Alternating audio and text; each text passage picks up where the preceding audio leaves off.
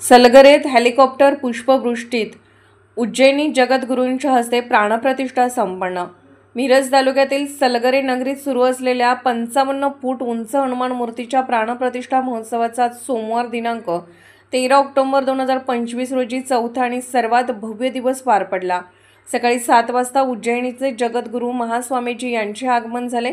अंबारीतून काढण्यात आलेल्या त्यांच्या भव्य मिरवणुकीत गावभर जय श्रीरामच्या घोषणा घुमल्या। त्यानंतर स्वामीजींच्या हस्ते वैदिक मंत्रोच्चारात प्राणप्रतिष्ठा विधी संपन्न झाला। याप्रसंगी हेलिकॉप्टरमधून पुष्पवृष्टी करण्यात आली, ज्यामुळे परिसर दैवी वातावरणाने भरून गेला। सकाळी 10 ते 12 दरम्यान धर्मसभा आयोजित करण्यात आली होती, ज्यामध्ये जगद्गुरू महास्वामीजींनी भक्तांना आशीर्वचन दिले।